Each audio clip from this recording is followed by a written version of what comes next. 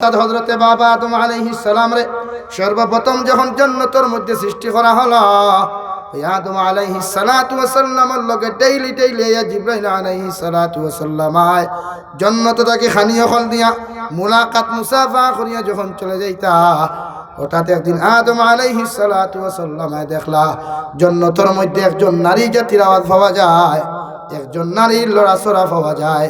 ওই সময় এখানে আদম আলাইহিস সালাম আল্লাহর আরশের দিকে তাকাইয়া কইল, আল্লাহ এতদিন জান্নাত একলা একলা জিন্দেগি কাটাইলাম, কোনো ইনসান হল দেখলাম না, কোনো নারী জাতীয় হল দেখলাম না। এখন দেখি আমার জান্নাতে একজন নারী মানুষের আওয়াজ পাওয়া যায়।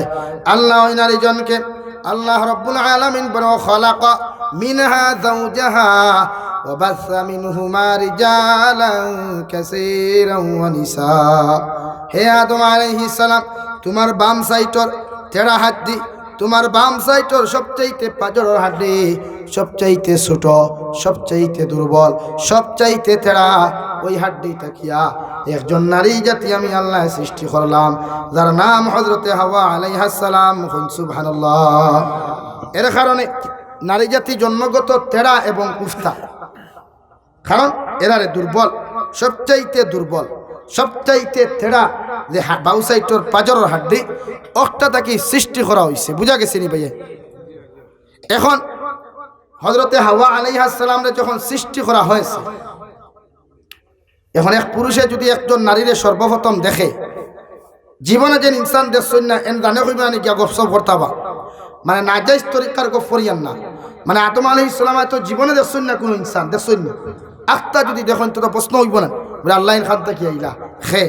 ও আল্লাহ জবাব দিলা, ও আদম আলাইহিস সালাম উনি একজন নারী, উনার সাথে যদি গল্প করতে চাও, উনার সাথে যদি উঠা বসা করতে চাও, আমি আল্লাহ কইয়াতে উনাকে বিবাহ করো, আর মুহরানা আদায় করিয়া বিবাহ করিয়া ওই নারীর লগে গল্প আরম্ভ করো।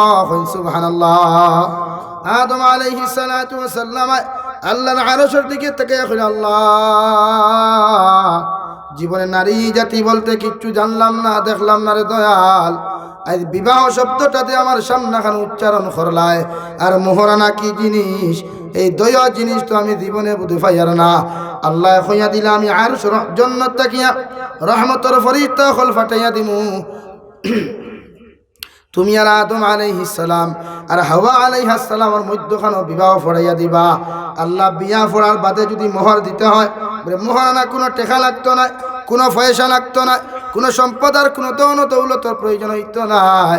আমি আল্লাহ আখিরি জমানার নবী, আখিরি জমানার নবী, দু জাহানের নবী মুহাম্মদুর রাসূলুল্লাহ সাল্লাল্লাহু তাআলা আলাইহি ওয়াসাল্লামের উপরে 9 অথবা 11 মর্তবা দুরূদ শরীফ পড়ি নিও। হোক সুবহানাল্লাহ। 9 অথবা 11 বার যদি দুরূদ শরীফ জমিনের মধ্যে তুমি পড়িয়া যাও, আমি আল্লাহ তাআলা ওটারে মোহরানা হিসাবে আদায় করিয়া দিমু। হোক সুবহানাল্লাহ। ও বিয়া হইল অত্যাধিক সম্পর্ক থাকিয়া গোটা পৃথিবীর পুরুষ সকলে আল্লাহ তাআলা শিক্ষা দিয়া দিলার, একজন নারীর লগে যদি গল্প করতে চাও, একজন নারীর লগে যদি উঠা বসা করতে চাও, তাহলে সর্বপ্রথম ওই নারীরে বিবাহ করো, তোমার স্ত্রীর মর্যাদা দাও, ওই নারীর মোহরানা আদায় করো, এরপরে উঠা বসা করো। হও ঠিক কিনা? আজকাল ইতার আছেন, আজকাল বিয়ার আগে ফিরার খামে ফাইলায় বর্তমান জমানা ওরা চলের দেবে, যার কারণে প্রতিজন মুসলমানে আমার খোয়ার উদ্দেশ্য হইল, আমি খেনে এই কথা ধরলাম আপনারা কিছু বুঝাই পারবেন না, গিয়া যদি গুসা করেন না তে আমি বুঝাই, গুসা করবেন। লা ইলাহা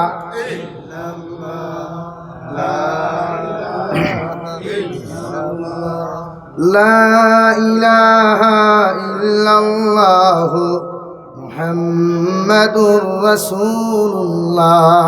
অর্থাৎ এই জন্য আল্লাহ তাআলা গোটা পৃথিবীর মানব সমাজের, শুধু মুসলমানদের নয়, জাতি ধর্ম বর্ণ নির্বিশেষে প্রত্যেকরে মেডিসিনদের মেসেজদের যে এক নারীরে যদি বুক করতে হয়, এক নারীরে যদি তোমার আপন বানাইতে হয়, তে সর্বপ্রথম তাইরে বিবাহ করো আর মোহরানা আদায় করো, এরপরে তুমি তাইরে বুক করতে পারবা। এর আগে বুক করা তো দূরের কথা, টাচ করা তো দূরের কথা, ওই নারীর সামনাসামনি দাঁড়াইয়া কথাবার্তা হওয়া তোমার লাগে চূড়ান্ত পর্দায় হারাম। হুকা সুবহানাল্লাহ।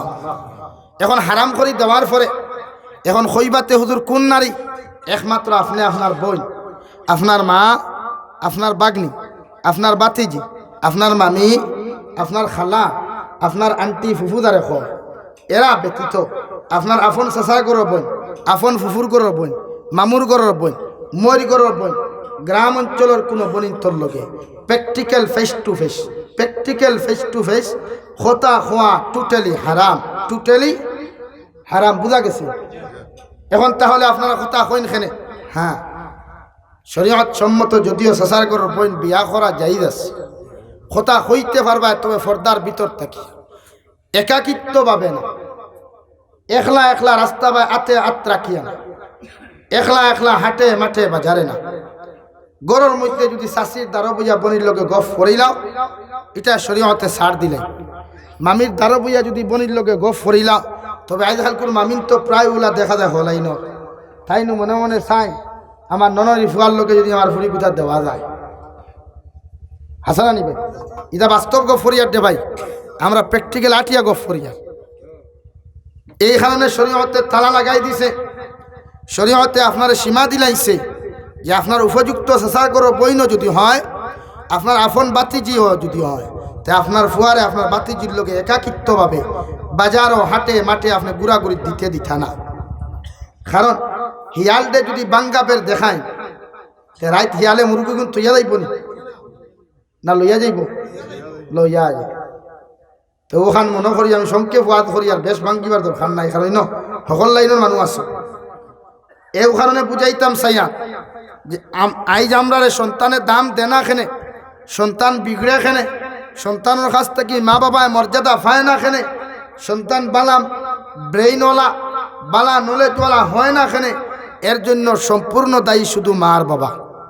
এখানে 100% আমি খুঁজে যাই। আর আপনারা বাদে ইনকোয়ারি করিয়া খবর লইবা, এক সন্তানের পিছনে সন্তান বাদ হওয়ার, সন্তান লুচ্ছা হওয়ার, সন্তান সুর হওয়ার, সন্তান বদমাশ হওয়ার মূল কারণ ইয়া থাকলো মার বাবা। কইবা খেনে আমরা আল্লাহ শরীয়তর সব কিছু সীমা লঙ্ঘন দিয়া দিছে, সীমা লঙ্ঘন করতে হয় না, সীমা দিয়া দিছে। আপনি যদি কোনো স্ত্রীর লোকে আপনার স্ত্রীর লোকে যদি সহবাসও লিপ্ত হই, তবে বেঠাইমে না, শরীয়তে না করিয়া দিছে আপনারে যে কোনো সময় ভাবতা নাই। আপনি আপনার সন্তান জন্মের সময় আমরা যে ব্যবহার আখলাক আমরা স্ত্রীর লোকে করি, এরটা কি এক সন্তান বিগড়ে যায়, নলেজ খারাপ হয়ে যায় গিয়া। তাই এই সন্তানে আমার বড় হওয়ার বাদে, আমি বৃদ্ধ হওয়ার বাদে বুড়া হয়, আমার স্ত্রীরে তার মারে বুড়া বেটি হইলা গোঠেন না সমাজ।